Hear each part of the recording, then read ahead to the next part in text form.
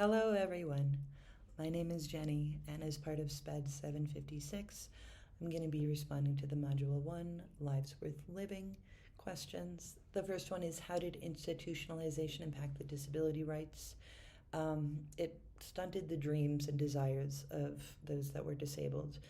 By being institutionalized, it was kind of thought of that they didn't really know any better, they had care, but they weren't really considered people, it seemed, and it didn't reflect their abilities and rights as people. They were kind of stuck there and didn't want to be there. And it also kind of, I think, created, one of the women said she knew that there needed to be a change, so it kind of created this fire inside of some of them, I believe, to protest and fight for better lives for themselves and their families. The second question was the advocates and peaceful protesters. Clip talks about having a vision. What does this entail? What is it achieved? Their vision was to voice their concerns and show up in the same way that able-bodied people did. They had opinions, they were intelligent, and they could show up and fight for legislative changes.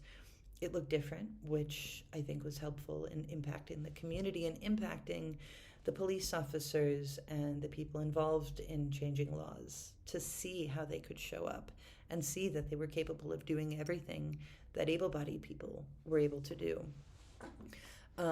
There's been constant amendments and acts that have taken place since the Elementary and Secondary Education Act in 1965, and I'm positive there will continue to be amendments that assist in the legislation for people with disabilities.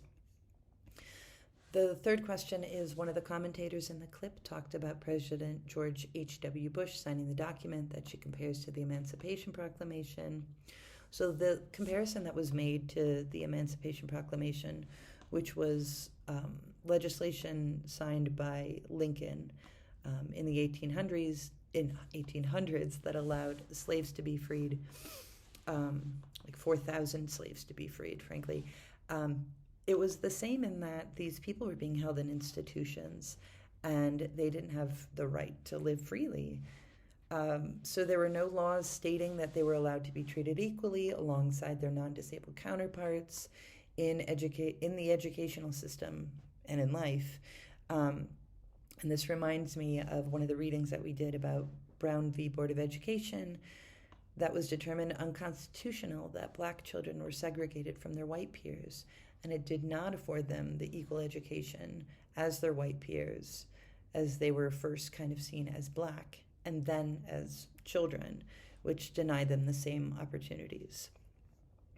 The final question is, another commentator in this clip reminds us of how the discrimination grew over centuries, mentions how it's difficult to eradicate even with legislation in place.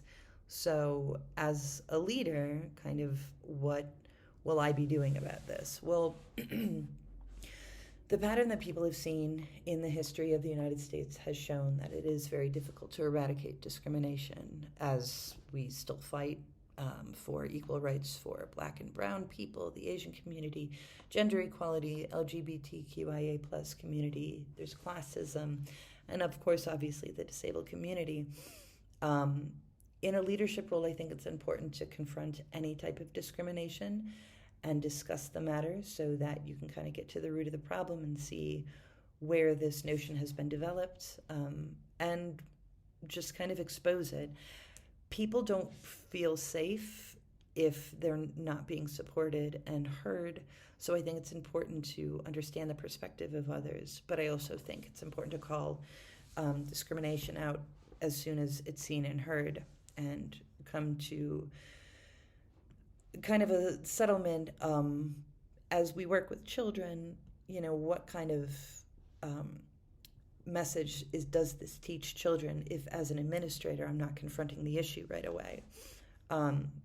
So it will be my job to uphold the law when it comes to support, least restrictive environment, services for families and children. If there's pushback from teachers and counselors, I can offer assistance. I can hopefully maybe even model some solutions.